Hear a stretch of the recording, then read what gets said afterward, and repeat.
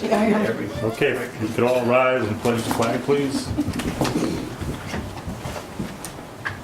Pledge allegiance To the flag of the United States of America and to the republic for which it stands, one nation, under God, indivisible, with liberty and justice for all. Thank you, and guess what? It's 2015. Somehow since we met last, so welcome everybody. It's January 2015, Village of Red Hook Village Board Meeting. Robert's here and everything is okay. Okay. Everything calm down. In our agenda, we have first item of business, the clerk's minutes approval. We had a meeting last month, December 8th, Village Board regular meeting, and December 18th, the workshop meeting. They've been circulated. I went through them, and I would entertain any additions, alterations, or corrections. Hearing none, is there a motion to approve those minutes?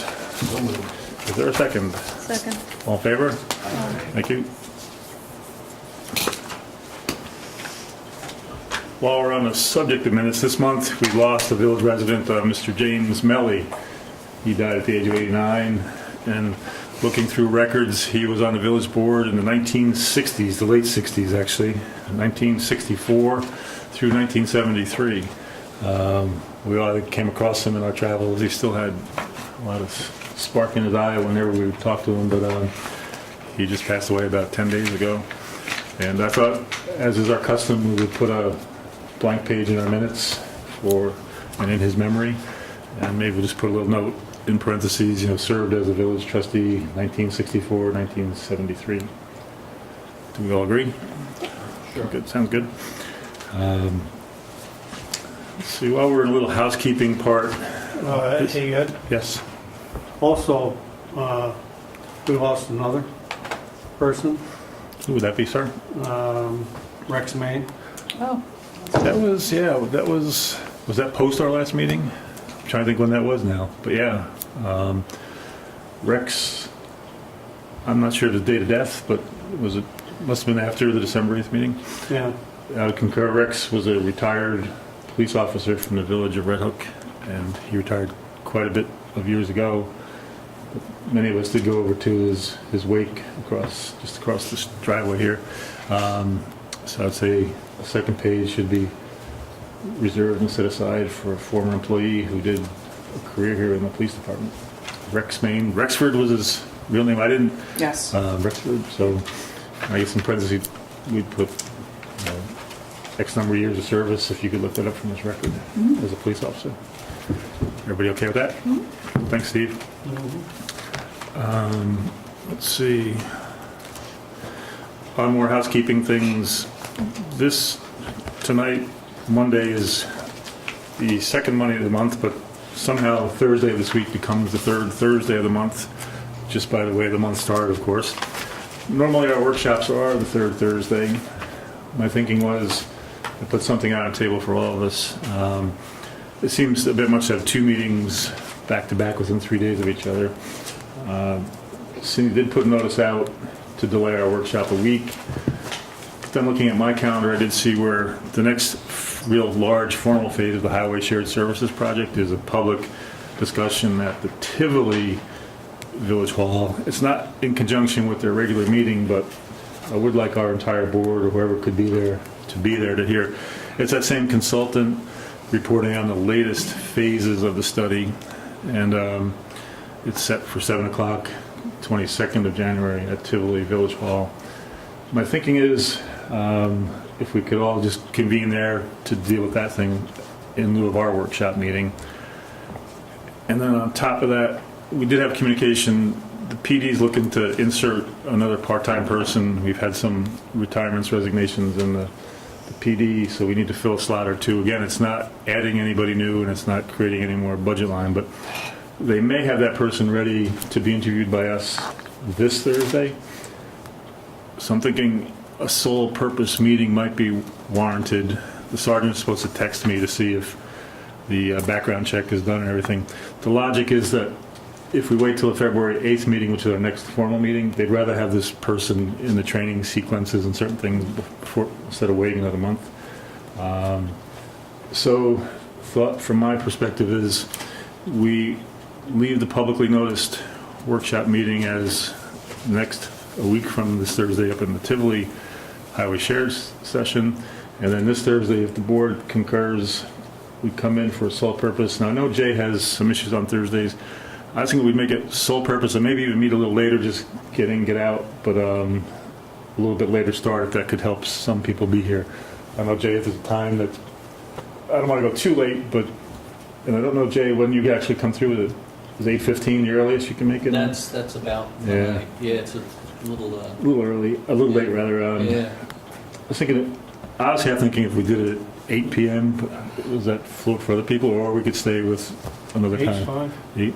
When would you be doing it, say that? Well, if we started at 8 and we get to meet Yeah, the employee candidate, and then, I can maybe start a little earlier and cut out a little earlier. Yeah, that work? So I can do that.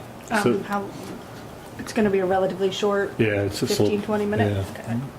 You're going to have a meeting, or you're going to individually, because I I can't wanna- be here Thursday. I don't think you have to. We just want to meet the person, Okay. and then we could record our own nuances. Okay. So what we're saying is we will have a special meeting this Thursday, 15. 15th, and then a workshop meeting, but in Tivoli on the 22nd. The one this coming Thursday would be at 8 p.m. Are any of these police candidates female? No, not that I know of. But, everybody okay with that? Up and down the line? Okay, thanks. And Cindy will do the proper, we did have a notice out on the workshop change, and Change it again. she'll just document it formally for us. With those few housekeeping things, we would move to the treasurer's report, please.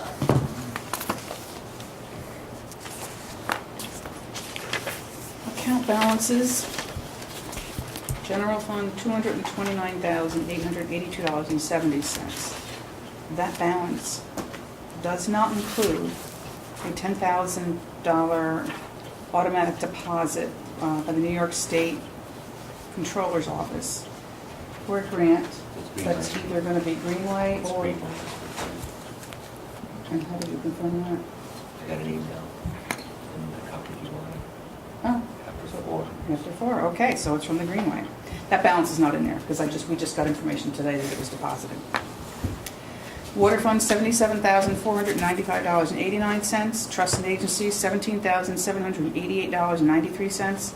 Materials management, $5,944.41. Petty cash, $35.77. Village Green, $3,736.88. Hard scrabble, $10,594.05. Health insurance, $3,548.09. Capital projects, now zero, because last month we cleared it out, put some in the general and some in the water. Monthly expenses, $207, $535.82, and that's high because of retirement. We paid all the employee retirement. Just to clarify, you said $207, but $207. $207,535.82.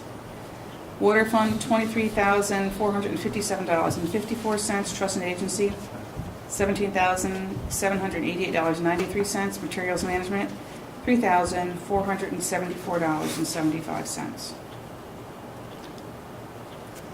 If I could entertain a motion to accept the treasurer's report. So moved. Is there a second? Second. All in favor? Aye. Aye, thanks. If you could look to the wall, folks, what I put over here was, I was doing a little study during the past week. On the left, I built the AUD years. You can see, I don't know if you see my cursor moving here.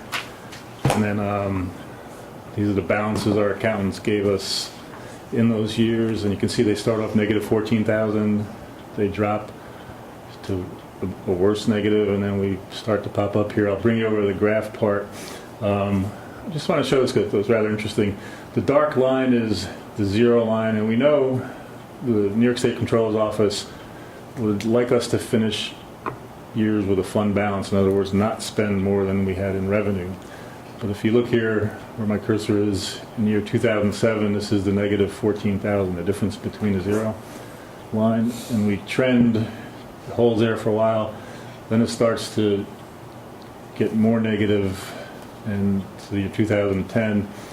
Then when you look at the year 2011, we start to see things turning around, and you start to see it get less negative and start to climb up. And then this is the end of 2013 here, and the end of 2014, which just ended the past May of 2014.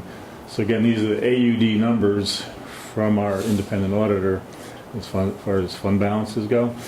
And what's interesting is I put over here, the controller would like us to be at the 270,000 number. That's about 15% of our budget.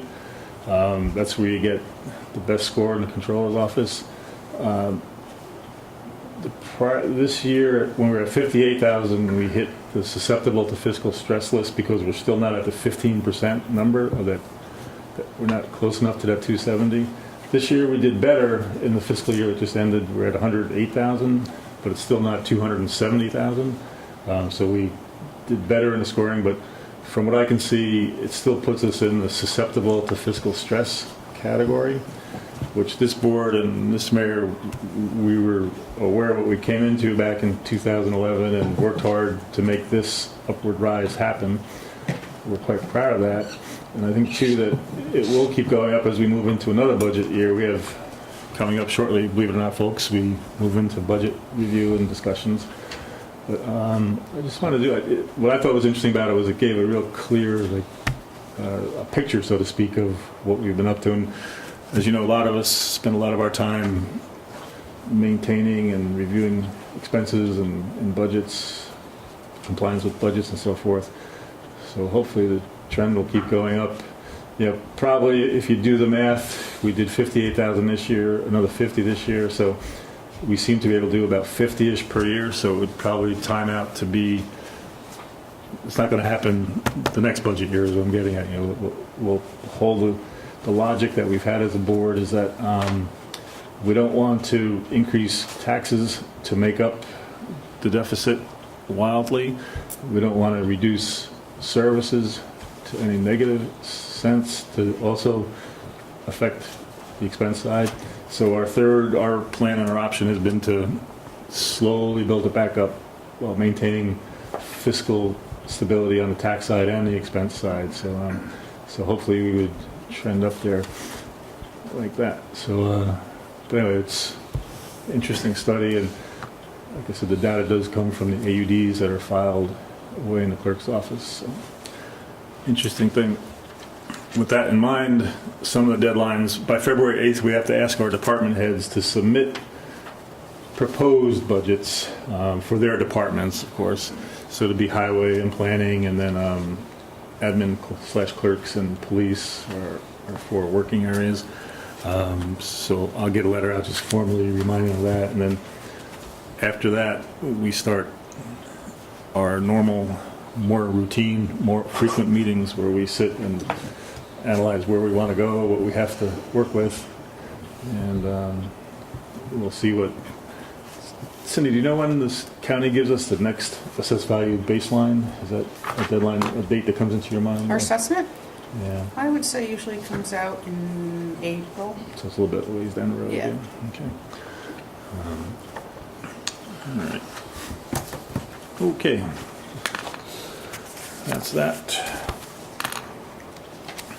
I suppose while we're on budget, now let's stay. I see Robert, our engineer, came into the audience here. We weren't sure if we were going to make it with the weather and everything tonight. But out of fairness to him, maybe we'll bump out of the department reports and we'll let him talk about at least one bullet point on the regular business agenda, the update. We'll all talk about it, Robert, That's Brent, what I and want myself. Update on Phase 2 water. So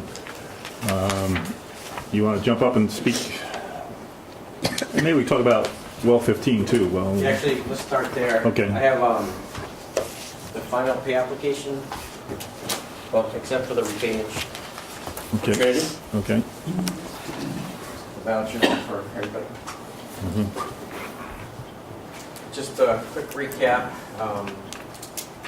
The goal was to complete the project 2013, to stay within the funding. 15. I'm sorry, 14. Yeah, well, 15, Yeah. here 14. Yeah. So that happened. The well is all 100% installed, functioning.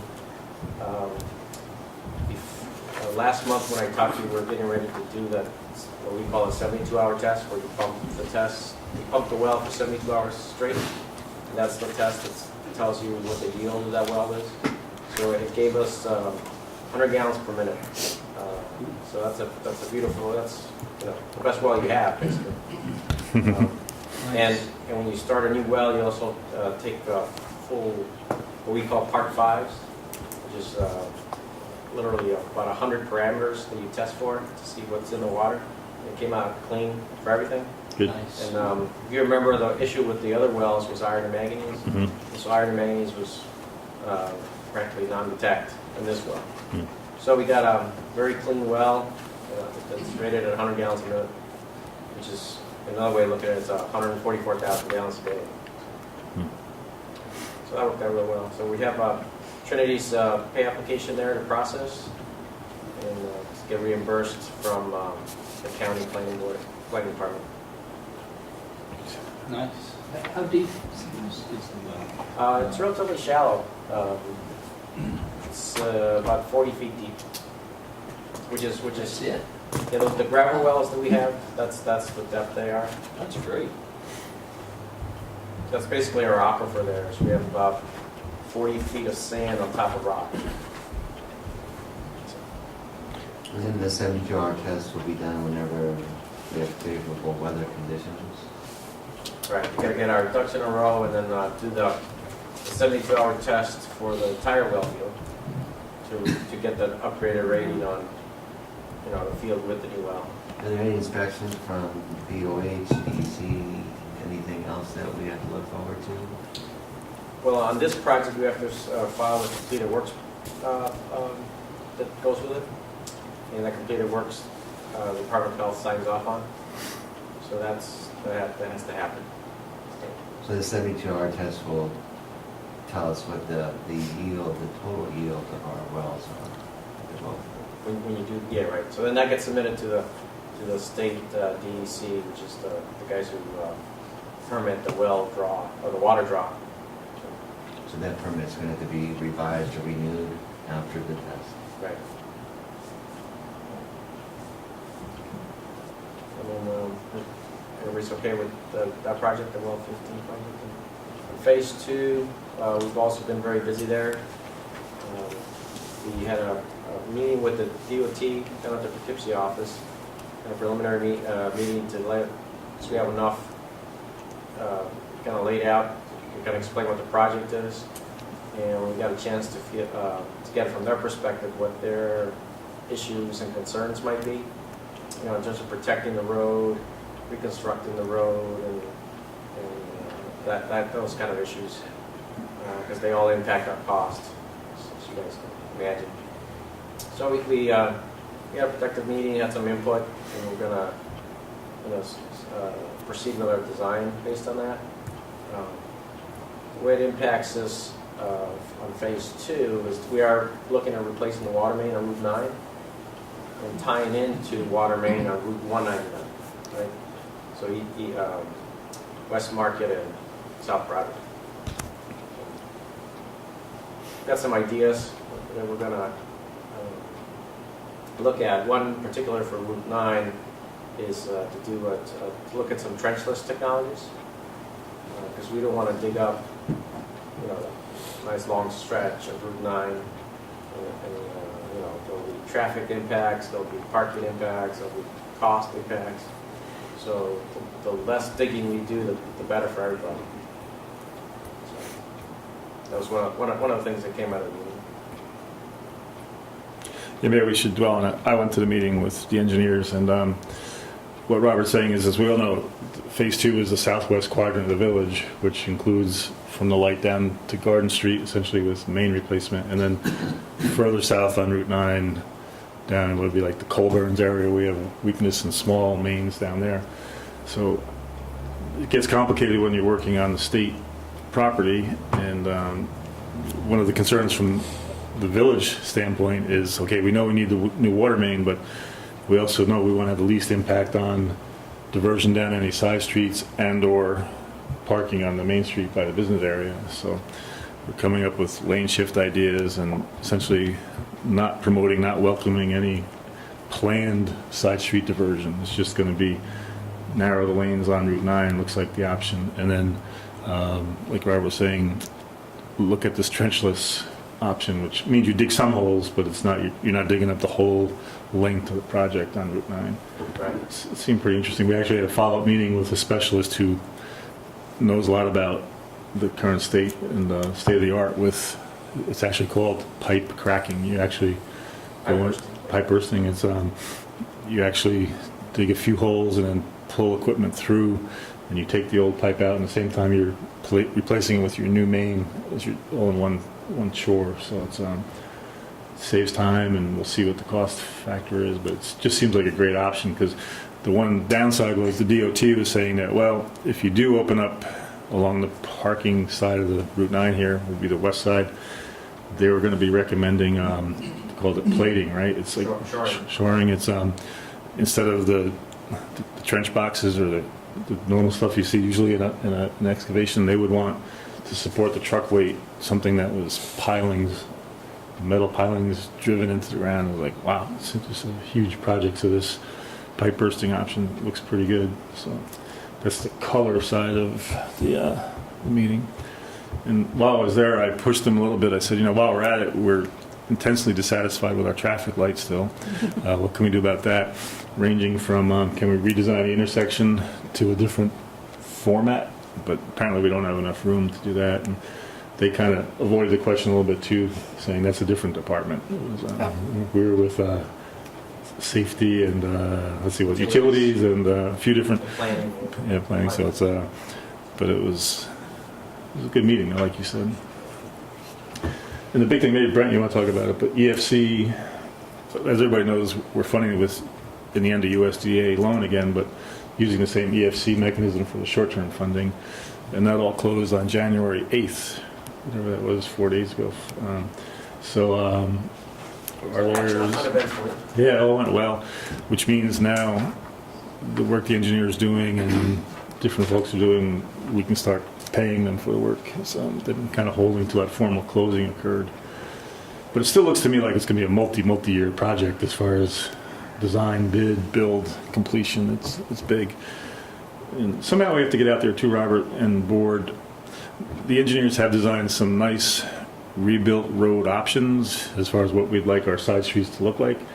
Somehow I think we have to get some public sessions or something. I mean, we have to have input, of course, but there's some really nice models that are being shown that could include pedestrian bike walkways, different things, not necessarily sidewalks, but things that are contiguous, and also traffic calming concepts to kind of get the side streets to be our side streets, not cut through side streets. So It's important to note that the work that's going to happen in the village streets is going to be pretty disruptive, both in, you're going to dig a trench for the new water main, you got laterals both sides of the street, valves, hydrants, large trucks going back and forth.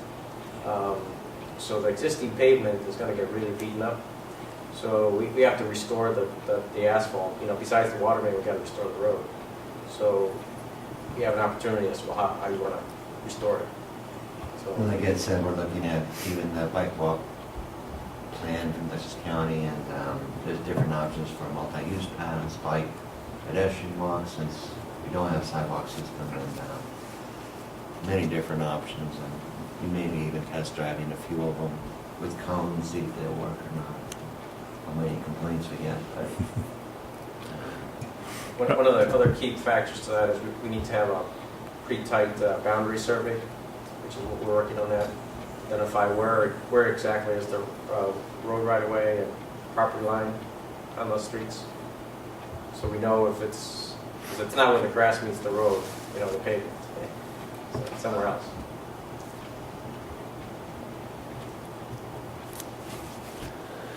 So where are we at now? You're doing some more design work.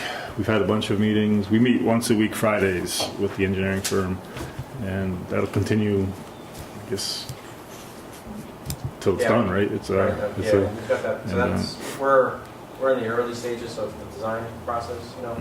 We're identifying how we're kind of working from a bottom up, right? How we're going to do the water main, and we'll end up figuring out how we're gonna do that, the road.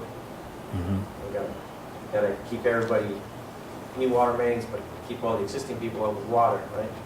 Yeah, you're right on that. And then, of course, remember the other part of the project is the water tank. Mhm. So we've got that program to have it inspected and structurally evaluated. The existing elevated tank, Existing yeah. elevated Yeah. Any other questions for Robert while we have him here? All right, so we got block grant, we got phase 2. One thing while you're on the stand there, Mr. Engineer, later on in the meeting, we're going to seek to pass a resolution to convert to that DOT undertaking document.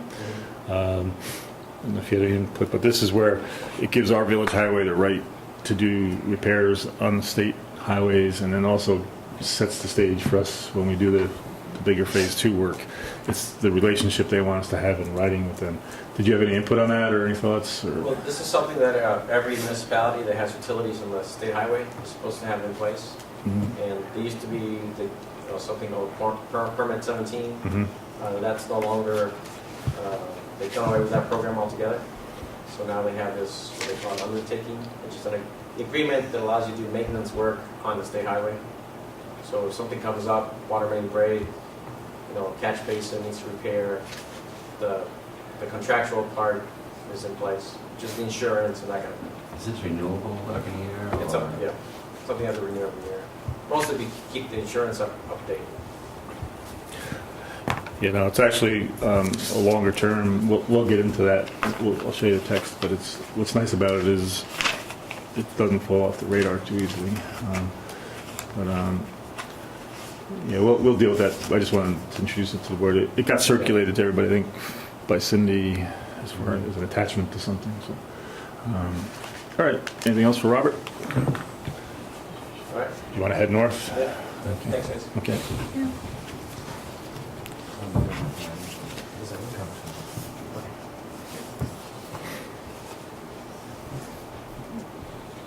All right, we'll move back to our regular order here. Looks like I might be next here. Cindy did her piece. As far as police report, for the month of December, the information provided indicates 226 incidents. It breaks down 152 in the village of Red Hook, 70 in the town of Red Hook, 4 in the village of Tivoli.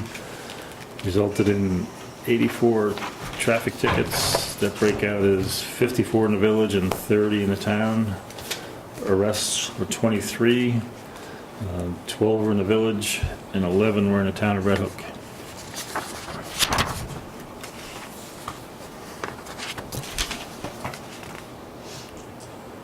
I think, Steve, at one meeting, did we ever answer your question? There was No, a, there was I a, was just going to ask yeah, that.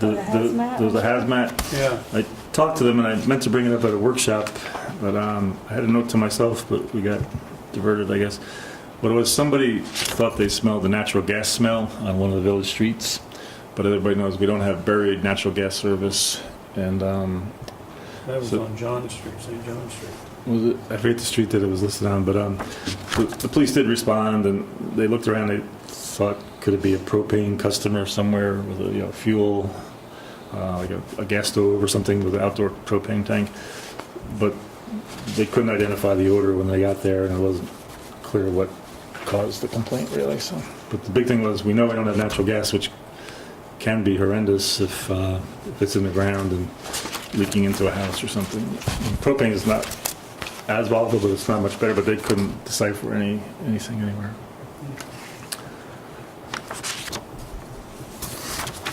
That's the police report. Later on tonight, we'll go into executive session on a personnel situation. Then we'll move to Trustee Trapp. Would you like to go on planning and zoning? Relatively quiet this one. There were a couple of things that I had chatted with you, Ed, about, and that was the legality of whether our code enforcement official could actually enter private properties to when there were apparent violations in place. And there were some mixed opinions. Everybody had a sort of street opinion about it. And I started off by asking a different municipal attorney, but then also posed the question to our village attorney for planning and zoning. And their opinions were almost identical. The fact that if the code enforcement officer from a public thoroughfare or some public place can see a violation, he can go to the door, he can knock on the door, and he can be there up until the point where the people say, get off of my property, then he has to leave, and he can't come back without some sort of legal document. You can't open a locked gate or things like this, but you can go to their front door or to an obvious access door to say, I see this going on your property, and I'd like to speak with you about it. And if they say, get out, then you leave. But you can actually enter onto the private property for that purpose. So that was something that we wanted to clear up for Sam, because he was, I think, uncomfortable at one point about if he saw something going on, actually stepping on. So I think, do I need to send him a memo, or shall I copy the email and the memo all to him? And I think the second option, I think we should communicate just to make sure we know we're getting the proper observation and enforcement that we can, and then, because it's like you're saying, it takes then step 2. If there's a violation that needs more action, we then have to go with legal to another step. Understood. Yeah. I'll take care of that tomorrow then. Thanks. And the monthly planning and zoning report for December 2014, we had 3 building permits issued. Always slows down this time of year. Things get just dragged out. 3 certificates of occupancy were issued, 7 certificates of compliance, 3 municipal searches were conducted. Let's see here. Planning board had 4 items of business. They had a subdivision lot line alteration, resolution to correct an error and secret determination for Anderson Commons, sign application for Stewart's was tabled, and the CVS site plan application, they adopted a determination of non-significance for, and it was signed, and the public hearing was tabled. It was continued until I continued to, it says January 8th, which was, it's already been done. So, don't know what the determination was. I haven't gotten the minutes yet. The ZBA, an area variance was granted. So you guys had a little activity, had something to do. Good. And this past month, $814 was taken in to the building department. And Mr. Mayor, that is it. Thank you, sir. Looking at page 2 of the planning and zoning report, it's the nice new format developed under that Municity software. And maybe if we could all put it in the back of our heads, and it'll come up at a budget workshop. But remember how we said we have to work on showing the state that we have an efficiency plan to save 1% of the tax levy? I wonder if we could use something with the Municity, and that we didn't have to go buy this on our own, this software, and somehow we'd have to put a value on that. And overall, it's a good thing, but I think it could also help us with that efficiency planning too. Thank you, Jay. Let's see. In keeping with tradition, we'll put the deputy mayor at the end of the report session. Steve, you want to go on facilities and water? Yeah. Water report for December of 2014. During the month of December, the water treatment plant processed 6,603,000 gallons of water for a daily average of 213,000 gallons. During the same period in 2013, the plant processed 7,434,000 gallons for a daily average of 239,000. Water treatment plant used 55 gallons of liquid, 12 0.5% hypochlorite solution for a daily average of 1.77 gallons. There was one break in the month of December, water break, in a 4-inch main that serves the laundromat and the mobile home park on South Broadway. As this 170-foot long section is broken 3 times in 2014, more permanent solution being explored for the spring. New well was drilled. This well, designated as well 15, is 39.6 foot deep gravel well, which can safely yield 100 gallons per minute based on a 72-hour test performed. As far as the buildings, I've had no reports. I take it that the roof is still intact and doing well. No drips. I don't feel anything on my somewhat hairless head at the moment. Yeah, no, it seemed like it was prone to do that when we had the large snowfalls, 10, 12 inches or more, and you get the ice damming on the edge. But we haven't had that big a snowstorm, fortunately, for our internal purposes and for our roof, but it seems like it's doing well. Okay. And that's it. Thank you. One thing I'd task you on, Steve, Oh, yes. for good or bad, the other day, our highway crew was plowing in our municipal lot, and a few of us were in the office when one of the employees in a larger truck backed into one of our ornamental decorative streetlights on the Prince Street side. And unfortunately, it was not as strong as the truck, and it came down. I noticed tonight it's actually affecting the lighting at the back entrance a little bit. It's a little dimmer there. So I think we have to see what it involves. I think the unit survived. I don't know where it breaks off at the base, but if you and I, maybe we could see what we have to do. I think they took it away somewhere, and it's not laying there to be tripped over or anything. Right. But we do have to get it reconnected or replaced or whatever. And while we're doing it, we'll see what else. There's a couple of lights down the lane there that aren't coming on right now with the bulbs. And, Would our insurance be able to help with that? it could, but I don't know how expensive it'd be. We have a $1,000 deductible. It's probably a matter of just an electrician reconnecting the base and somehow just resetting the pole. So you think you just like pull the wires or something like that? Yeah, I don't think they at some attach point? too well. They're not mounted on a concrete block or anything, or a base. It's something. It just happened like the last time I saw them plowing. And the post wasn't live when you saw it. But Yeah, the daylight, so it picked wasn't up. on. But yeah, but I don't know if you can offer a little expertise on that. Maybe we could. You can't really see much in the dark now, but they put a cone by it and so forth. So as far as the insurance question, if it's more than that, we could report it, but I don't know that it would be somehow. It's, good. Also, you requested a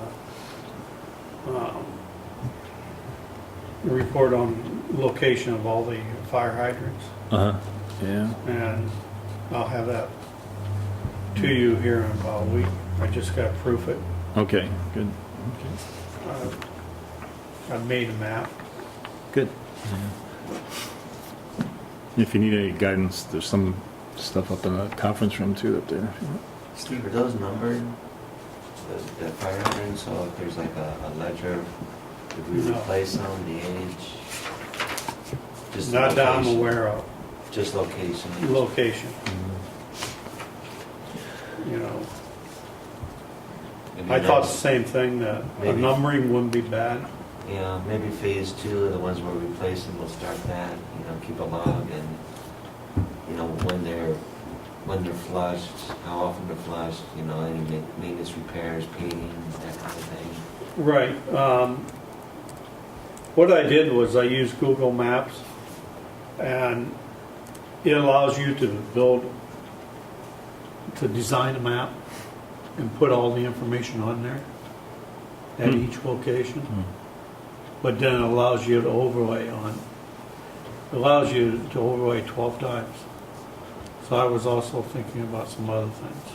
Because it would be good too to, maybe have the water department or highway department have a copy of the map, and any repairs they do, maybe they could have a corresponding log just to keep what they do know or what they do repair at this point in time referenced and cataloged.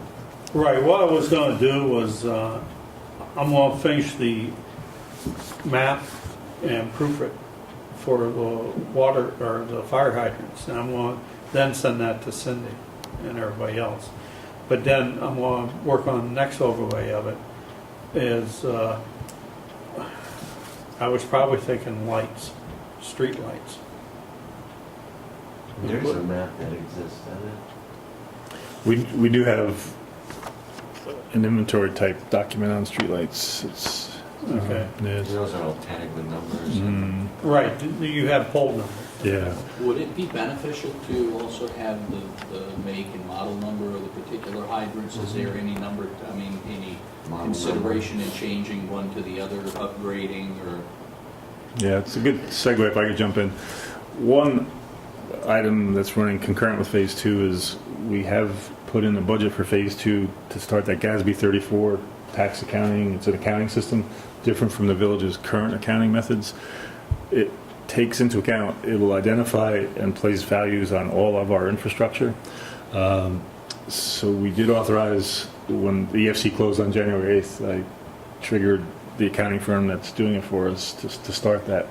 It's going to be a composite of accountants and then things like this where we also show what we know about our infrastructure. And we'll probably have to also retain people to help us put dollar values on pieces of the infrastructure, whether it's paved streets, water towers, certain things we can do because certain components of the water system are brand new, which is great. But it's also got a part B to this discussion.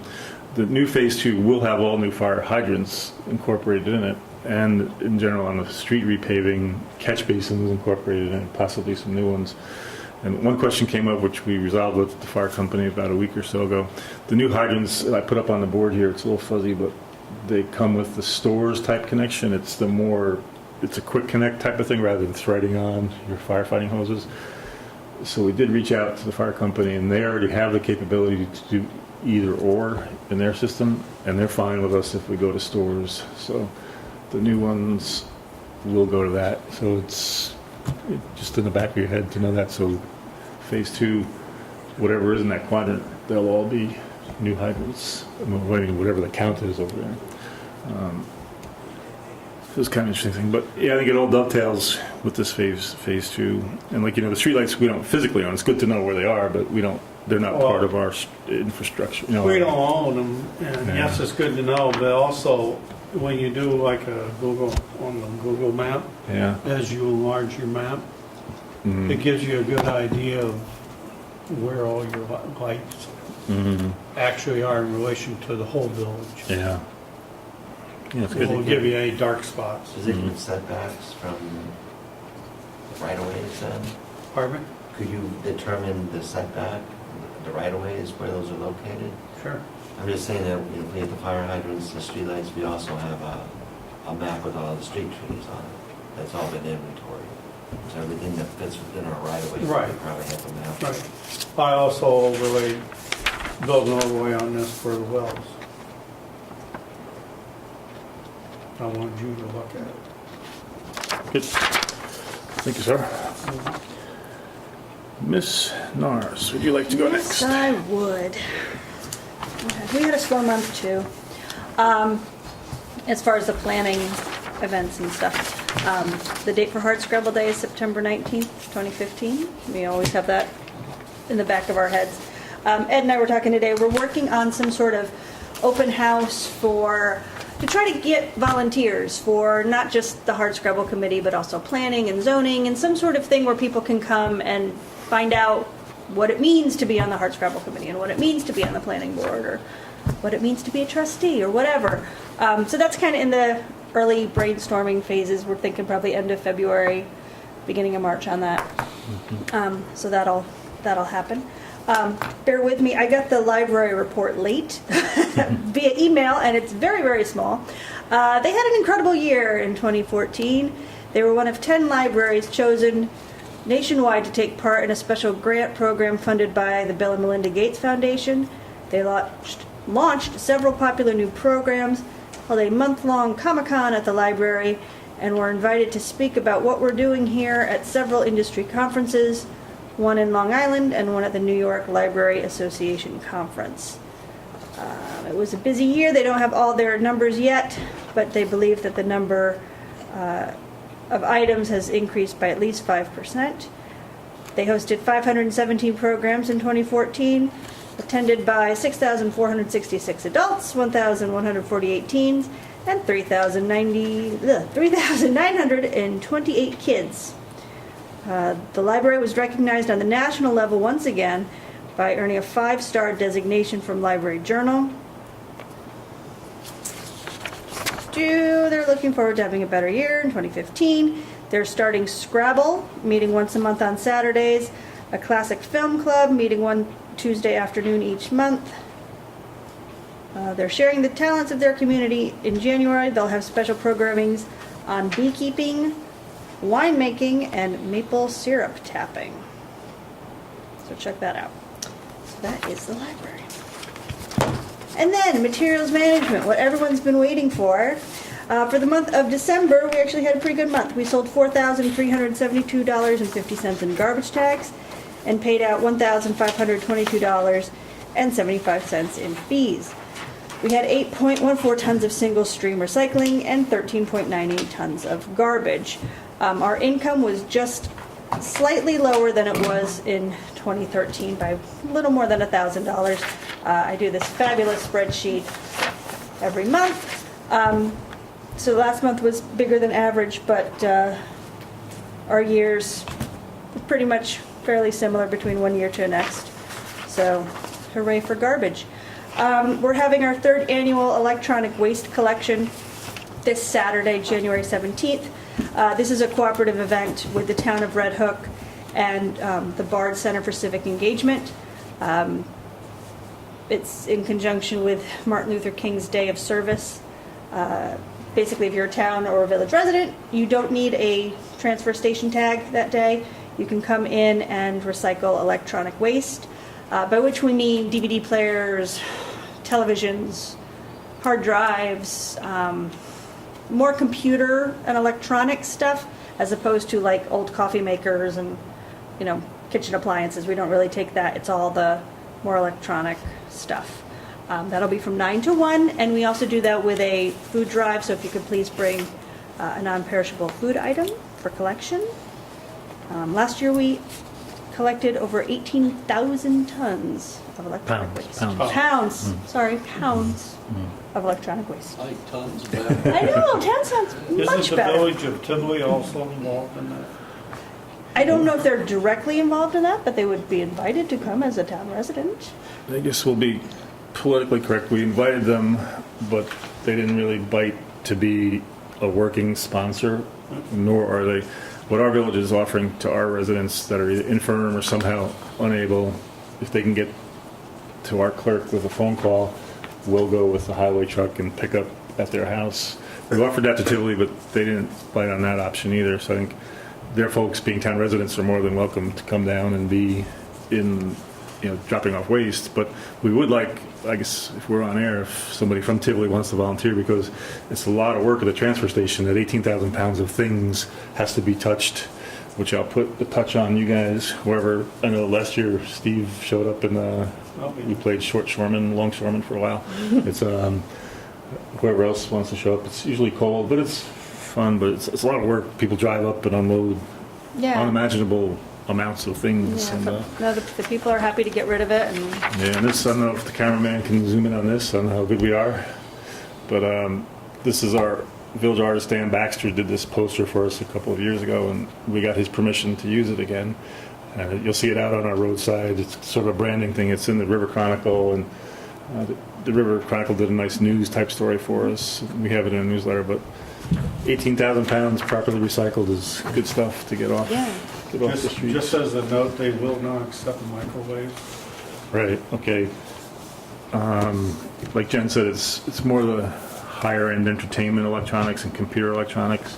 I know, Steve, speaking of facilities, when we go in one of our basement rooms, I see a lot of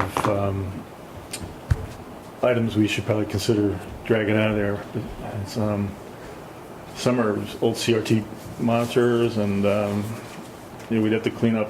What we tell everybody is, if you have hard drives, you don't want that. You either want to take it out and smash it, or somehow you don't want that out in the recycling. But we should look ourselves what we have downstairs. I think that's all police. It's all police, Mhm. and I've pretty much been told hands off. Yeah. Well, I'll unchange that because we don't I think need. it needs unchanged. Yeah. The CRTs can definitely, Yeah, because there's no data on any of those things. It's just. But and the well, hard drive should be removed Yeah. and destroyed. yeah, we could. Why don't we put that in the back of our heads? Maybe during budget season, we can go smash some hard drives and release some frustration. Yeah. All right. Let's see. Thank you, Jen. Yep. It looks like it's time for the Deputy Mayor Brent to give us the various reports. Are you ready? I am, thank you. Yep. Start with the Village Green. Monthly report, current balances of Village Green Committee related budget accounts are as follows. Committee beautification, we have a balance of $2,929.44. Shade tree contractual, $3,331.03. And the Village Green checking account, $3,736.88. There were no Village Green meetings, excuse me, held during the month of December. And the Village Green is currently seeking volunteers to serve on the committee. Perhaps you guys could put Yeah. that on your agenda. Absolutely. There are currently 2 more benches remaining without dedication plaques. These are both on South Broadway at the Trustco Bank and also the Emporium.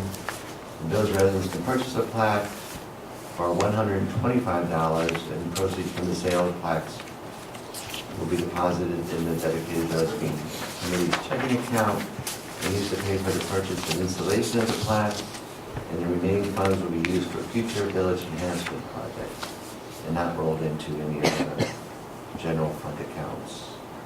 On the Highway Department, brush pickup ended on December 19th. The regular brush pickup will resume in the spring on a regular schedule every first and third Monday, and this will be after our annual spring cleanup.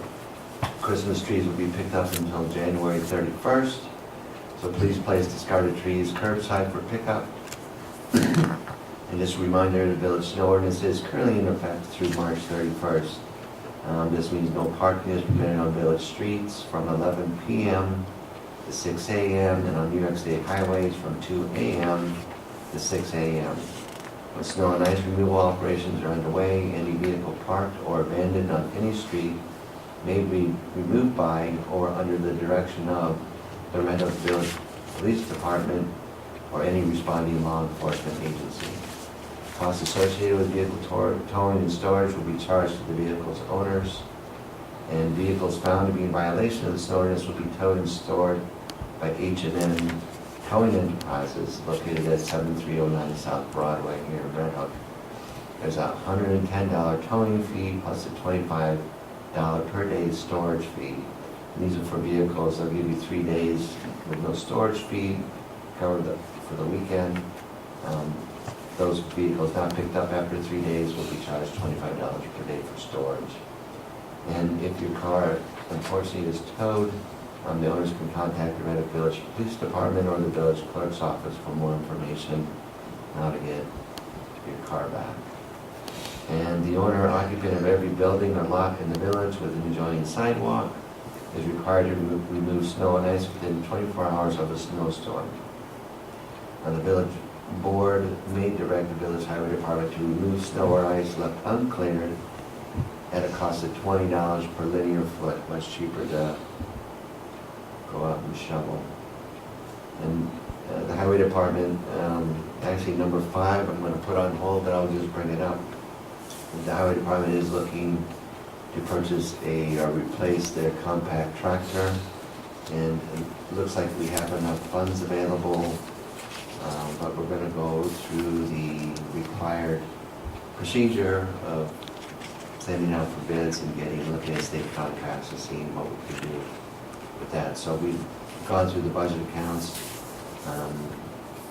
with the combined CHIPS, the balance that we have, 2014-15 extreme winter weather appropriations, the maintenance of street capital outlay, and the resale of the existing compact tractor. We have approximately $30,000 to $35,000 for a new vehicle for this coming year.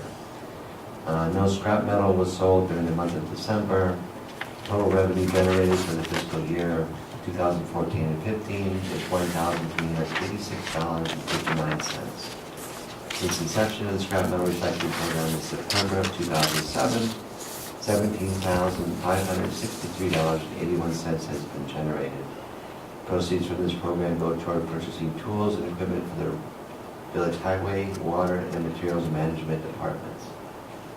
Anybody interested in donating scrap metal can contact the highway department at 758-8600 or the village clerk's office at 758-1081.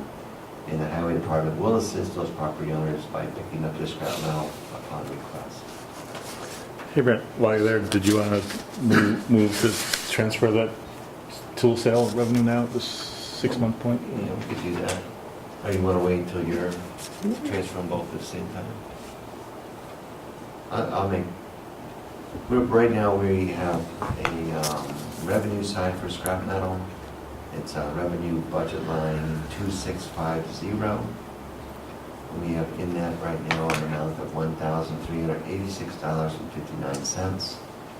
And I'd like to transfer that over to our expense budget line 5110.47, which is maintenance of streets, sale of scrap metal, sub-budget line.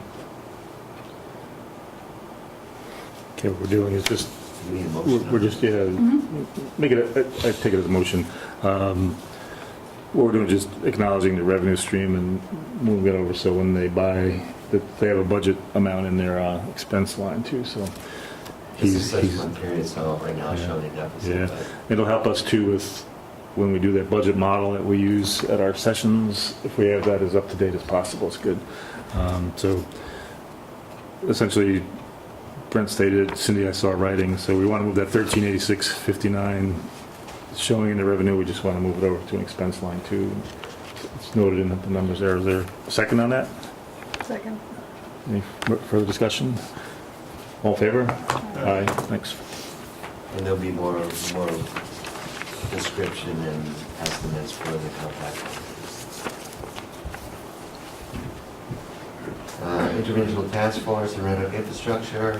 This is kind of lengthy, but I'll try to edit some of it that's already been discussed. The Red Hook sewer project. The following documents have been forwarded to USDA from Dutchess County Water and Wastewater Authority for review and evaluation. Service agreement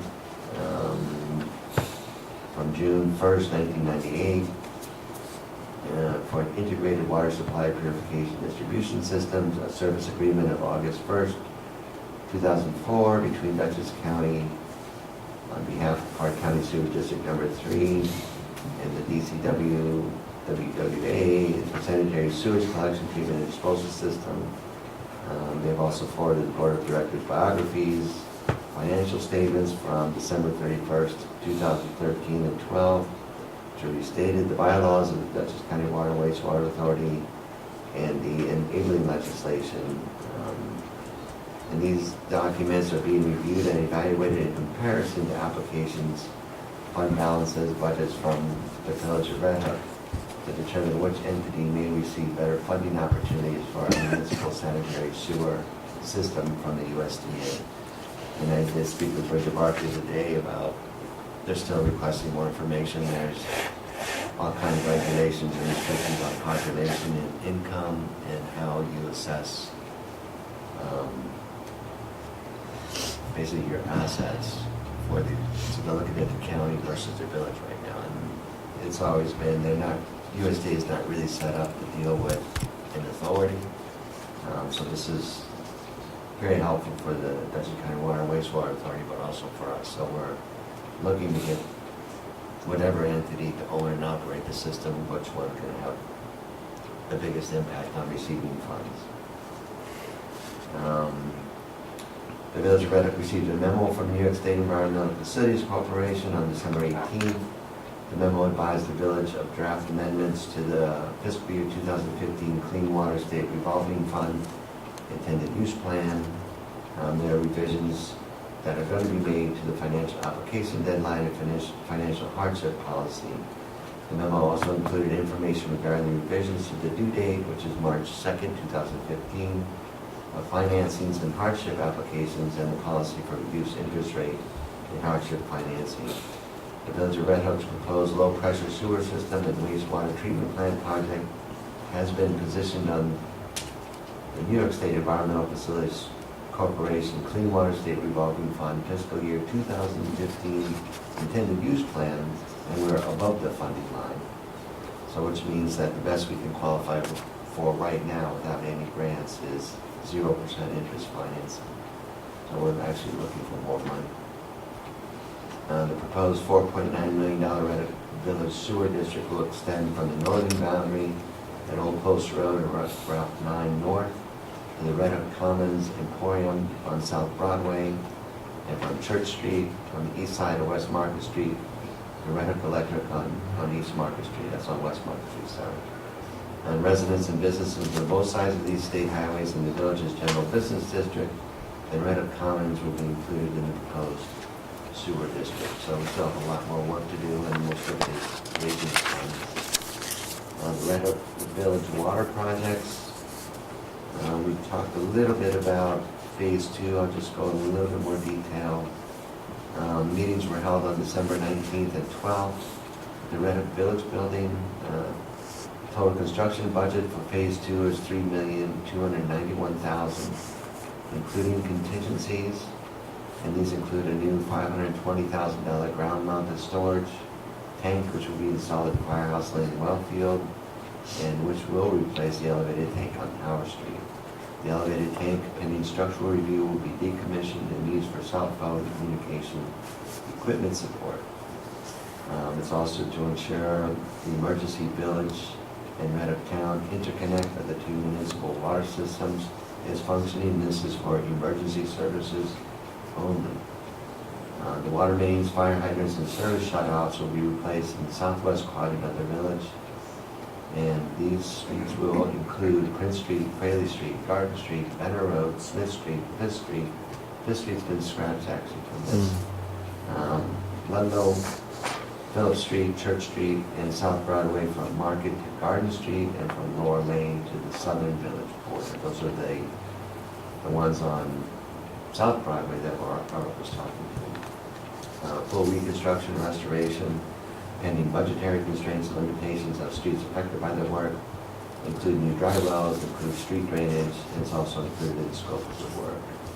So we talked about the stores connections and hydrant markers, water service lines from water shutoff to individual structures and water mains, our VIP, either PVC or VIP pressure class 300 water service from corporation to curb stops, using type K copper or PEX, and water service from curb stops to individual structures, copper or PEX C904, will be included in the project scope of work. And I believe we're going to have to change our village code to accommodate the new PVC and PEX options.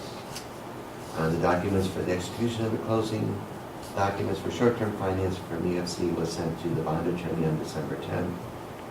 And as Ed had mentioned, we did close last Wednesday, actually, on short-term financing from the EFC. The registration for the Village of Red Hook has been activated on the U.S. federal government system for awards management on December 9th. We talked about, I think, enough about 2013 Community Development Block Grant, which is well 15. The 2015 Community Development Block Grant. This is a sidewalk project. Projects were presented to the Community Development Advisory Committee by the Dutchess County Department of Planning and Development on December 1st. The committee decides on the department's recommendations and then with the county executive for a final decision. He was supposed to make a decision in December, and then it was the end of December, but no decision has been made as of date. So we're hoping to hear soon whenever he does make a decision if we were successful. This project, the application was submitted on October 14th for $52,372 in funding for the reconstruction of a sidewalk section on the southern boundary of the village, the west side of Route 9 in front of the laundromat, and the installation of a new sidewalk in the front and along the side of the Red Hook Firehouse. This new sidewalk will provide handicap access from the existing firehouse parking lot to the main entrance and to the emergency exits of the firehouse. And again, I'd like to thank Trustee Trapp for preparing those documents. The Intermunicipal Task Force met on the 5th, 12th, and 19th at the Red Hook Town Hall. The following items were discussed: limiting agricultural uses on residential properties in accordance with the Town of Red Hook Right to Farm Law and New York State Ag and Markets Law and the New York State Division of Food Safety. And these are for uses within the Town of Red Hook. We discussed alternate housing type scenarios for the proposed Hoffman Farm, proposed residential development in the Town of Red Hook's traditional neighborhood district. And we discussed and reviewed revisions to the adopted Red Hook Town zoning map, in the T&D boundary on the business district. And we reviewed the proposed zoning amendments to the Town of Red Hook's historic structures and districts. These proposed amendments will protect regulated historic structures in the town, will modify the allowable uses in the town's B1, LD, RD5, H, I, and LI zoning districts. It will also permit uses that will encourage adaptive reuse of Hudson River estates to preserve their historic and national character, and will increase the required minimum lot area in the LD and I districts, and will increase the minimum open space requirements for conservation subdivisions in the WC, LD, RD5, and I districts. These are all in the town. Right, just what are the towns, BI and B1 rather, and LD? What's an B1 LD? is business one. What's LD? LD is limited development option. As part of centers and green spaces plan. 35 residential, 5 acres. H is historic. LI is, I is institutional. Okay, thank you. We have most of them there. WC is water conservation. They have a lot more zones than we do. And then finally, also a slow month for all the committees. The Red Hook Town Economic Development Committee, there was no meetings held during the month of December. The Community Preservation Fund, Farmland Protection Advisory Committee, no monthly meetings. Ed and I sit on the EDC, and I sit on the CPF and Farmland Protection Advisory Committee. And the town actually gave us a balance of the CPF fund, and this was last one that I received was for October 31st, 2014, and they had a balance of $267,410.72. So hopefully they'll be sending me a more updated balance, so we'll know how much CPF. The village does qualify for certain things, aquifer protection, wetland protection, cultural resources protection. So there's quite a few things that were put on the list, and hopefully village residents and businesses will take advantage of that. And the Town of Red Hook Zoning Review Committee, there's no ZRC meetings held during the month of December. The Town of Red Hook Villages of Red Hook and Tivoli Shared Services Committee, a Highway Shared Services Study Committee was held on December 17th at the Red Hook Town Hall. We discussed the assessments of potential cost quality impacts for the various feasibility study options. I think Ed's going to go more into detail, but there were 6 options presented. Options 1 and 2, which were standardization and shared administration. Option 3 was shared training. This is with all 3 municipal highway departments. Option 4 was shared capital purchasing. Option 5 was realigning service delivery areas, and the last one that was presented was consolidation of the highway departments and DPW of Tivoli. All options were presented to each municipal board at separate times and available for viewing on PANDOT. Options 1 through 5 offered the most implementable procedures to develop. Option 6, although requiring additional input, appears to be less appropriate for consideration by municipalities at this time. Contained within the study, option 6 had its drawbacks, mostly reduction in local control and elimination of jobs. Funding for the study is being provided by the Dutchess County Municipal Consolidation Grant awarded to the town of Red Hook. And they have a website available, redhook.rondoutconsulting.com. You can see the progress that the committee's making and all documentations, including the study. Red Hook together, there was one meeting on December 4th. The other meeting scheduled didn't happen. And then the library's transforming communities. Jen touched briefly on it. The Red Hook cohort was featured in the February 2015 American Libraries magazine, which is a national circulated magazine for libraries and trade magazine. The article described how the Red Hook and some of the other cohorts nationwide collected information regarding the aspirations of their communities. Again, the Red Hook Library is one of 10 libraries nationwide to receive a grant from the American Libraries Association with sponsorship from the Bill and Melinda Gates Foundation. Actually, 3 of the cohort members, including myself, will be going to Chicago at the end of the month at the American Libraries Association National Conference and presenting our work that we've done here in Redwood. So that's exciting, and that's all I have. Thank you. So we moved that bit of money.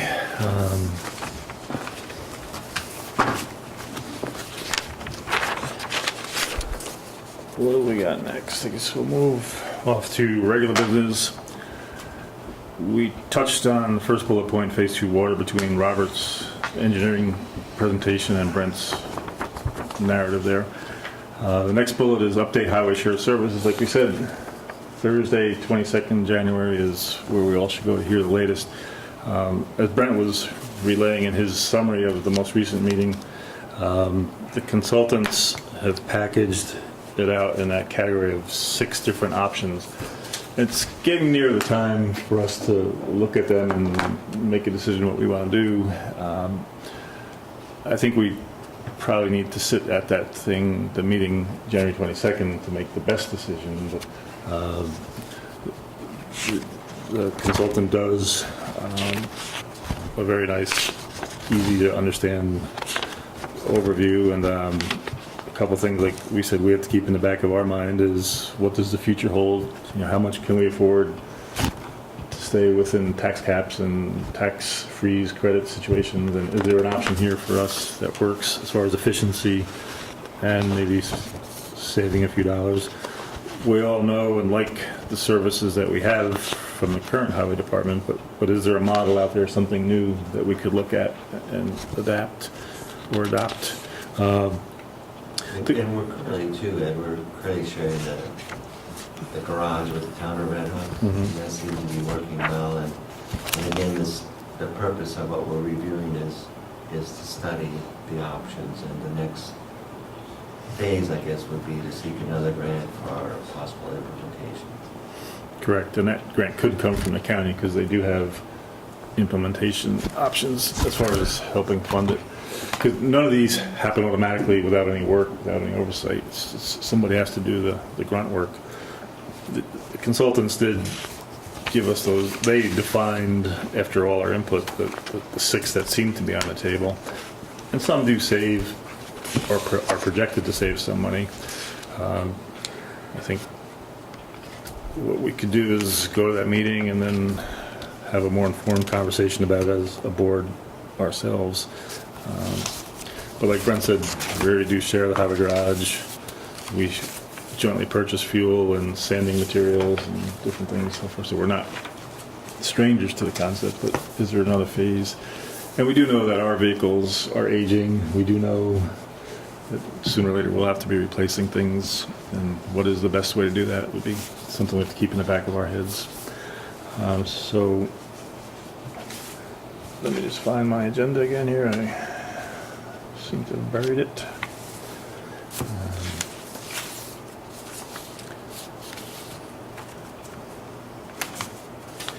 And like Brent said, for anybody in the public, there is that website where anybody, even board member or whatever audience member or public, can go and look it up. Let's see where we're at today. Next item is a minor budget adjustment, similar to what Brent did. It's not a major dollar impact on our budget, but as that graph showed us, one reason we're performing better is we're monitoring and managing the budget better. And that means mid-year adjustments. And this one, we moved from an outside cleaning company cleaning our building to an in-house part-time highway department person. Seems to be working out fairly well. It's rather new process, but what we had was a budget line that was identified for an outside contractor type number, and now we'll be paying it off a personal services salary, a payroll type number, a budget line. What that means is we would just move, I'll make a motion, we move, it's $2,700 from a building cleaning line 1620.44 to a building maintenance line personal services 1620.1. So we're taking the existing, we had X dollars budgeted for building cleaning, we're just taking the balance remaining and taking it out of that category and putting it over to the right category. Is there a second on that? Second. Any questions or discussion? All in favor? Aye. Thank you. E-waste collection day, Jen went into that. Cindy, you had some generic village clerk election resolutions here. These are housekeeping. We have an election coming up March 18th in the village of Red Hook. And, would you like to Yes. explain what you need and what? As per village election law, I have Resolution 2, 2015, whereas the election law 15-1043, the Board of Trustees of the Village of Red Hook will hold a village election on March 18th, 2015 at the Village Hall, 7467 South Broadway, Red Hook, New York, between the hours of 12 noon and 9 p.m. Resolution 3, 2015, whereas Board of Trustees of the Village of Red Hook adopt a resolution 3, 2015, providing there will be no village registration day as per election law 15-1183. And also, we still can use the lever machines. This is the last year. It runs through December 31st, 2015. I hope they keep extending it because it's going to cost us thousands after this year. So, Good. So as far as and the resolution. board, maybe you might want to consider at that point having the county take over our elections. It might be almost What would that mean? that they would do all the work. Otherwise, we're going to have to train. It's just handing the responsibility over. The town does it. The town hands over the elections to. The County Board of Elections? Yes. But does it matter what day the election's on? 'Cause usually the county and the town election cycle Same day. coincide. Ours always has to be in March. But there's no county election during that time. No, Doesn't matter. no. Well, we could look at that. We'll get through this one. Right. And then, as far as Resolution 2, we'll keep them separate. I would make a motion that we do the formality and state for the record, there's an election on March 18th at the Village Hall between the hours of noon. Is there noon and 9 p.m.? Is there a second? Second. Any discussion? All in favor? Aye. Then Resolution 3, this one, I'll put it out, and I had a little discussion. The trustees of the Village of Red Hook adopt a Resolution 3, providing there will be no village registration day. Is there a second on that? Second. Discussion point is, this is nothing restrictive or odd. What we do is we use the county registered voters list as our registered voters list. We don't have a separate and distinct list. So it's not like we're boxing people out or anything. As Cindy cites in the resolution, it's based on New York State election law and so forth. So So who would people have to see to get an absentee ballot? Here. It would be the village clerk. all right, that's the discussion. Is there, can we have a second? All in favor? Aye. Aye, thank you. Let's see. All right, I don't know if I can get this back on my screens. We had some discussion before, Perm 17, a lot of policy wonk talk here, but this is where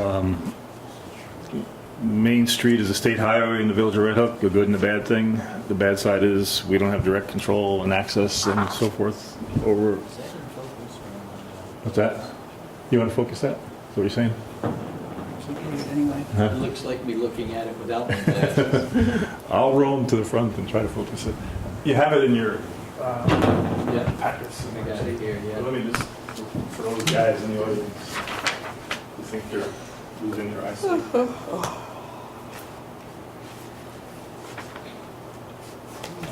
a little better. Still not great. You did cool shadow thing.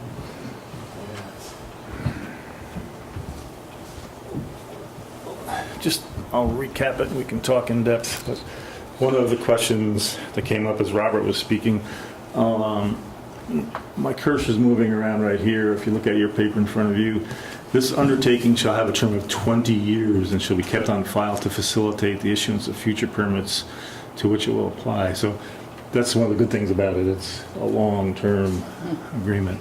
We don't have to renew this every year. Right. Because when I sat with the DOT, one thing we talked about was other aspects of Phase 2 water, and one is to get this filed since they're not using the Perm 17 anymore. What they did, it's constructed, we'll talk overview and then specifics. They have essentially resolution type wording here, the whereas words we're all familiar with, so we would fill in Village of Red Hook in that one top portion, and then it cites what we're promising to do by these paragraphs. And it's essentially we want to do things within the DOT's right of way. It talks about under normal circumstances, a minimum of 5 business days notice shall be provided to them in that first paragraph 1 there. But the notification of emergency activities shall be provided to DOT as soon as practicable after the activity. So we can go fix a water main break. We don't have to like hold off for 5 days or anything. So that's good. And then number 2, permittee, that's a shall comply with all laws and regulations applicable to construction maintenance activities. The big thing is the state worries a lot about, and we have to provide it, is temporary traffic control, highway safety, restoration of the facilities. That's a big thing with them. At the meeting, I tried to get them to, remember they rebuilt Route 9 north of the village? I said, well, why don't you rebuild Route 9 south after we put our mains in? But they said they didn't think they'd be able to do that. Site restoration, it goes to that. Permittee shall at its own expense promptly complete the work allowed under each permit and within a reasonable time restore the state property damaged by its work to substantially the same or equivalent condition. And let's see. Payment and release of liens. Permittee shall be responsible for payment of all costs and materials relating to its work and agrees to hold DOT harmless against any and all liens. So that'd be if we didn't pay a contractor or something, they can't chase anybody but us. Indemnity, another word for insurance. In addition to the protection afforded to DOT under any available insurance, DOT shall not be liable for any damage or injury to the permittee, its agents or employees, or to any other person. And let's see, they go through it there. Essentially, if we're doing the work, they don't want to be dragged into any lawsuits. Furthermore, permittee hereby warrants that the obligations of this undertaking are backed by the full faith and credit of permittee. Permittee may insure or bond any of the obligations set forth herein, or may rely upon self-insurance, budgeted funds, or funds for general operations. That part to me is really important when it comes to Phase 2. We'll probably ask the contractors to put up bonds and certain things when they're in Phase 2, and instead of us as a village when we're out on the Route 9 part of the world. And the undertaking shall be applicable to all permitted activities and operations undertaken after the date of execution. The undertaking may be revoked by the permittee or rejected by DOT upon 30 days written notice, but will continue to apply to all permitted activities. Unless terminated for the purpose of future activities, this undertaking shall have a term of 20 years and shall be kept on file. And what the DOT highlighted when I was with them, they say, witness whereof, and we would put in the Village of Red Hook, agrees to the terms of this undertaking and has caused execution, by the authorized officer or employee, attached resolution of approval. So although it's worded like a resolution in the beginning, I would say we should pass our own resolution that the mayor is authorized to sign the certificate or the undertaking document. Sounds like we're in the funeral business, not the village business, but it's this was the format I see. So I think you all had a chance to look it over. Essentially, it's something we have to do, and if we want to work on the state highways, and then we'll also use it in phase 2 to have the right paperwork in place. When the engineers take the planning phases down, DOT is going to be looking for this too. Does it make sense?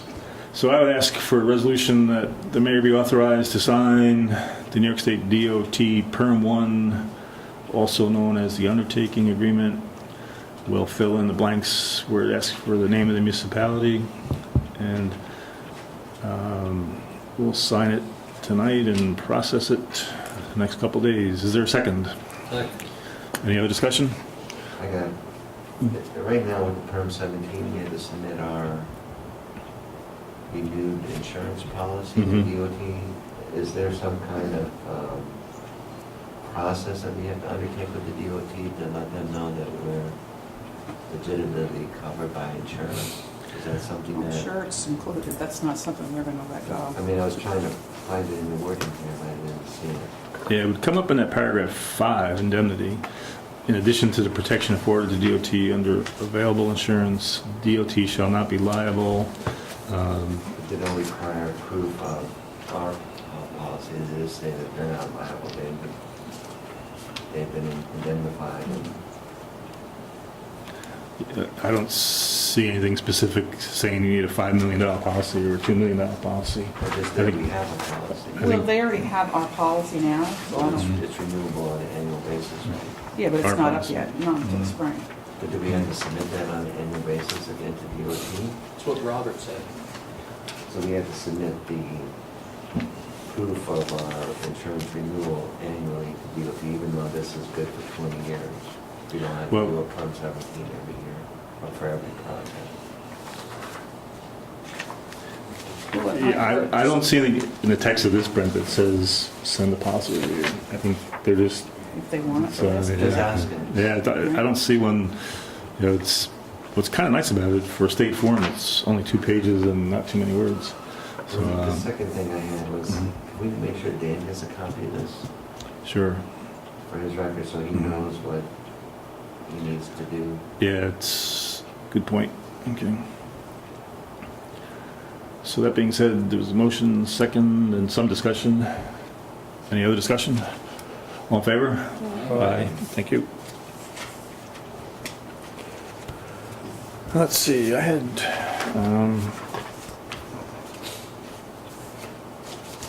two things. Then we'd like to go into executive session, but we'll do public comment before we go.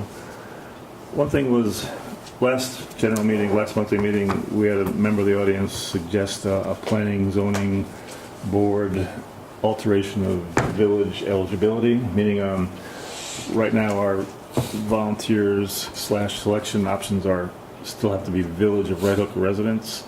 And as I mentioned at that meeting, this board had started looking into that about 6 or 7 months ago. What I'd like to do, it's not a bad idea, but like I said, there's no subcategory there's 2 categories. You can either be a village resident, and then municipal law defaults, then the next circle, so to speak, is a resident of Dutchess County. There's no town or business owner within village. There's no other subsets, was the word I used last month. It's you're either a village person or a county resident. Now that does include town folks, you know, it's by rule. And just as a reminder, the appointment powers within village government for these boards the appointment powers with the mayor, but with review and consent of the board. So folks would come, a person just couldn't get on a board without coming through an approval and a review process. So that's a good thing. What I thought we'd do is, we're kind of busy up until February. To do such a change, we would need to have a public hearing. I would circulate to all of you what council has given me, like what the enabling authority is to go broader. And we could think of it on the background. There's a couple of questions one would have is, would a typical county resident care about the Duchess, the Village of Red Hook? Probably not. But would a town of Red Hook resident care? Maybe more so, but still how much? There's certain qualitative things I think one would have to weigh. But I'll circulate the enabling text, and then we can think about it and move toward a public hearing maybe in March or maybe even later, just sometime. One thing we could think about is our next appointment cycle is the reorganization meetings in April of a given calendar year. So if we do something that could be one timeline we want to keep in our heads. But I don't intend to do it tonight or anything, but just I'll circulate that around to you. And just want to let you know you've given more thought to that. Then we had one, this board also sits as the Board of Water Commissioners, and we have an interesting scenario. We have a town of Red Hook resident who, I won't name in public session, but they had a humongous $7,000 water bill, and which is unbelievable. Looking at it, we checked the meter, the readings are correct, and they did hire a plumber, and they found they had a break in the line post-meter, but not in the house, so they weren't flooding out their house where they had physical damage to a building or anything. The scenario is being a town customer, they have about 500 feet of what looks to be non-K copper service line, and it failed. We had our engineers look at it. I don't see if anybody in the world can afford a $7,000 water bill. I think we have to think about it, what our options are. It's we know the gallonage pumped, we know certain things. I have a lot of detail. What I thought I might do is, again, without identifying the person, have some discussion what the input from the board might be. I could circulate the engineer's report, and what I did was we pulled the billing on the account. They've been a customer since the year 1999, and then they got their new meter in the new meter sequence, and they average about 11,000 gallons per quarter is their historic average. They consumed 810,000 gallons of water in the last quarter billing, which makes me think... What would the bill be if it were a village resident? It'd be half that, so it's, call the bill $7,700, so $3,850, whatever that is. On a meter, our new meters can read when that spike happened, right? Approximately? We haven't asked for, I don't have a historic, meaning No, it's a profile would have to be profile. done. Yeah. It is possible with the data that they can collect from the new meters. What I do have right now is you don't see it until a current meter reading in December, which means That's a in 3-month September. period. So somehow it must have been right after the September reading. They were consistent with their prior readings in September. And then in December, it's wacky. I asked our engineers to kind of confirm a few things, like did somebody make a new tap of their own going some other direction? But they said no, it's proven out to be a break. It's a situation where I'd like to read a couple of things to you. Like I said, it's a 500-foot line. It's some of the engineers in the audience on the board. It's SPC type 1.5-inch tubing. Village the code currently requires K copper tubing. As a general rule, we don't like to run service lines that long. It's the engineers say even 120 feet you're getting long, and this is way longer. But like I say, it way predates. It goes back to 1999. I'm not clear why that customer out in the town would even want to be on village water. One option for them to drill a well. The other complicating factor is this 500-foot line crosses from our meter pit. It runs from our meter pit across land zone now by a different party to the party that's the customer. All things that are really not consistent with what we see as the right way to do things. So it's we probably have to, I think we should sit with the property owner. We do hear also anecdotally that the place might be going up for sale. Right now, as we know, we don't have any direct contractual relationship with our town customers. We provide water. One option, my recommendation is we reduce his bill, but also say somehow that this provision of water cannot be continued to the new owners of this place. It's like, I'd have to ask our lawyers if that's possible, but it just seems to violate a couple of our codes. They're running with a material that's really not acceptable to us, and that's too long of a length to be acceptable to us too. So the installation of this, was it compliant with our regulations at the time of installation? I didn't go back and pull a 1999 code, but my gut feeling would be no. I think plastics became more used in water in recent era versus old code era. You know, So at the point of wherever this break was,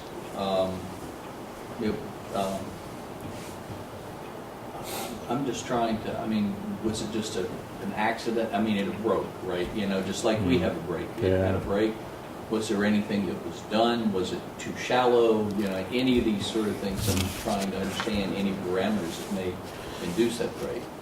those are all good questions, and I had similar ones to the engineer. And on top of it, how could that much water run and nobody see some evidence of it? You know?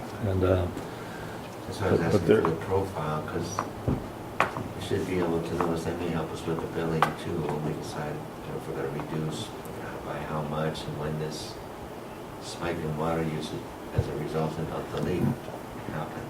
You know, in what part of the quarter that it show up. let's think that through. So let's say it burst. We know we read it in September, so say it burst October 22nd, and then we ran till we read it on December, whatever, 15th, whenever we went out. Would that change anything with the analysis of the bill? September, October, November.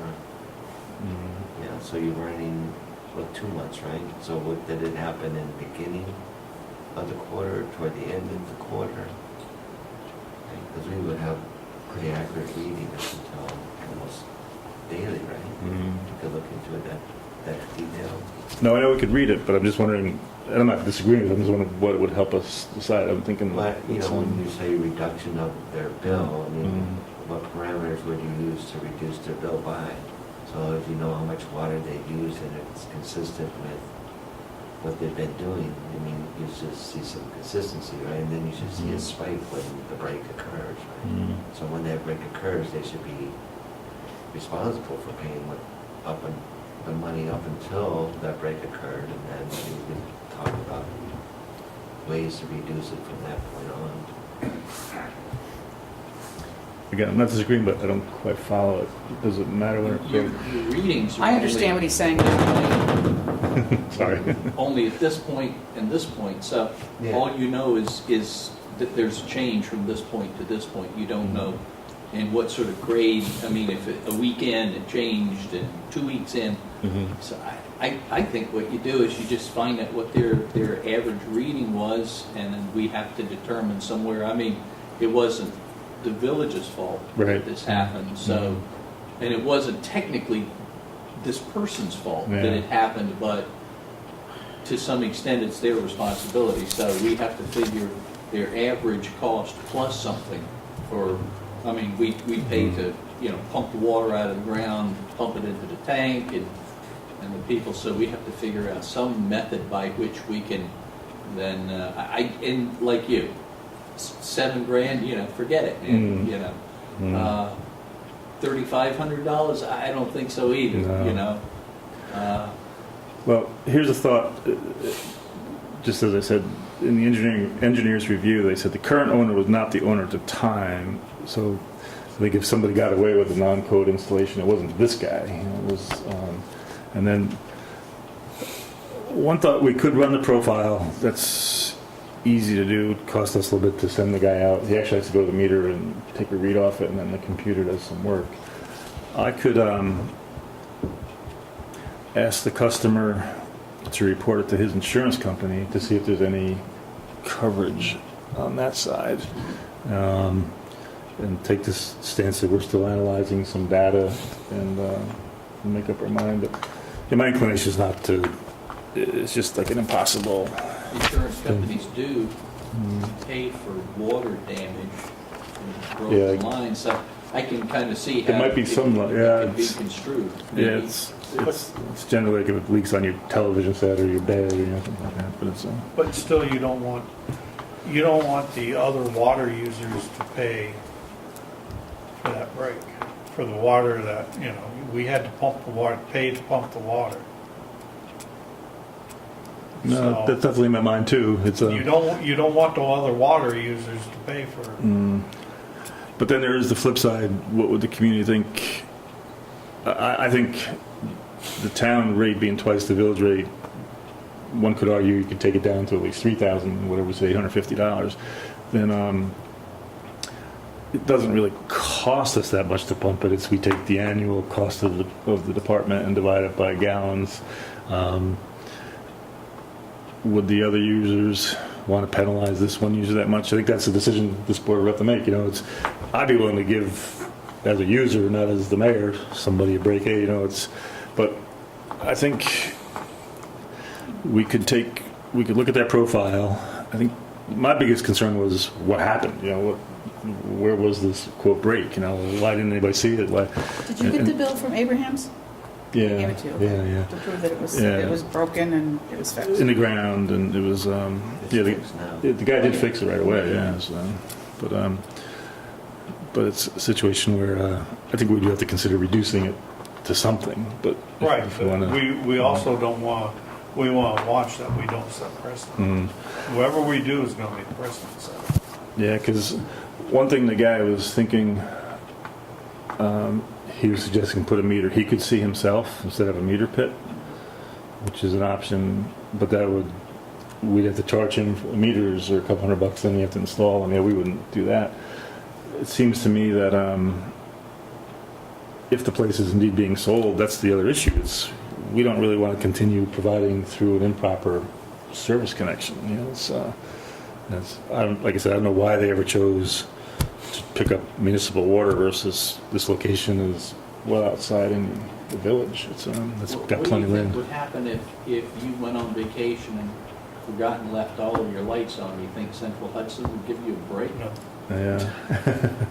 I mean, you have to, I mean, it does cost something for the generation, for the production, and somehow or other, we have to meet in the middle. I think, if we figure out it costs something a gallon, then we maybe charge them for the extra gallons that they typically use. If they use X, then X plus whatever they use times this rate that it costs us to the electricity, the pumping, the people kind of that are involved in the billing, the whole 9 yards. So what would it cost per gallon or that sort of thing?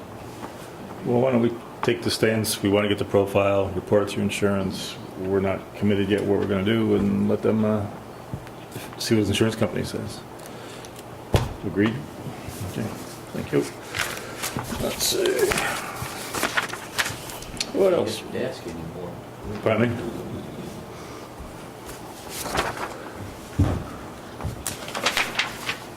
Let's see. Like I said, we have an executive session on the agenda, but why don't we go from the board first? Any general business before we go to public comment? Noel's retiring. Who? I told you, Noel's Yeah, retiring. right, yeah. So, on, let's see, it is Wednesday, January 28th, 3 to 5, they're having a little get-together down in county planning to send her off, because it's the end of the month. He's done 21 years. Wow. Interesting. Yeah, I did, speaking of planning, I did have a conversation with the county executive, and I said, where's the word on the block grants? Because it is a little bit late as far as when we normally know versus we don't know yet. And And he said they're working on it tomorrow, but he also seemed to signal that they're looking to place the results more countywide. Like if some people have been successful, they're looking for other places who have not historically been successful. So I don't know what that means in particular, but Is he trying to let us down easy? Yeah. I don't know. It's so it's didn't sound, but I just don't know what to read into it. But it was, I think, we have had good success up here, and now We're not We don't know. asking for very much this. no 58,000 or something. Yeah. So, It's nice and gentle. yeah. I reminded him, it's just sidewalks. And Thank it's, you. it's, but anyway, and then any other from the board? Anything else? Out in the audience, what do we got? Anything brewing down there, out there? On the hookups for the fire trucks, for the for the fire hydrants, Yeah. what about when they have a, they call another township in? Do they have the same equipment that they can hook up to the fire hydrant too? It's a good question. What was told to me was right now on our fire trucks, they have both capabilities. It seems like that's the state of the art. They have, they can do both. So, Well, yeah, I know. Mm. So ours, the mutual aid, Mm. somebody comes from Tivoli or Rhinebeck or Yeah. wherever. Yeah. They have the same capability. And it's not in the truck carriage, they have spares of them, so they can make the hookup. Yeah. Is that Or is correct? a, or is a hydrant, how many different, just one connection? I don't know what you mean. So on a hydrant, they can only hook up one hose, or is it multiple hose connections? There's usually 3, but So maybe they're mobile. They're fire threat, yeah, they're brass fire threat on the hydrants. So maybe you don't do all. I would- This other thing that they're talking about, that you had on there, was that a quick coupler? Must have been. On that hydrant. when I had something up, yeah, that's the stores. I'll pull it I back know up. the outfit, I did business with. Is this looks like I'm kind of circling something there. Well, I would think, and I would think that our fire department would Looks like have a that. twist lock. It's a quick twist lock. Yeah. Well, Steve mentioned something. Like I said, we had the foresight to reach out to RFD, and they responded affirmatively. What we could do is just, I would think that they would have also had the foresight to say, well, we have it, but maybe Mylan or maybe, but I could follow up with that to make sure it's, I yeah. believe Livingston department itself has will tell you those. that. I believe Livingston Stores, has the yeah. option of going standard Yeah. with a quick connect. Because it sounded like what they were describing to me, on their trucks, they have something that's an adapter now, either way. So, but anyway, it came up. Thank you for the question. Anything else? What I thought we'd do is move into executive. There's 3 things. One I'm calling security slash safety matters. One is update on real estate negotiations, and the third would be a personnel matter. So could I have a motion to go into executive on those 3 options, three items? Second. All in favor? Aye. Okay, we're moving off at 8:50, and we'll be back. Okay, board, we're back from executive session. Is there a motion at 9:35 to enter regular session again? So moved. Second. All in favor? All right. From our review, we've hit the agenda items. We've asked for public comment and general comment from the board, general business. I think we're ready to make a motion to pay bills and adjourn this meeting. Mr. Brent, would you do the required motion, sir? We're making a motion to pay bills, right? After audit. So everybody's taking a look at them? Okay. That's been approved, right? All in favor? Aye. Who seconded it? I did. Oh, Let's sorry. say, why not? And finally, I'd like to make a motion that we adjourn this evening's meeting. Is there a second? Second. All in favor? Aye. Good night, everybody.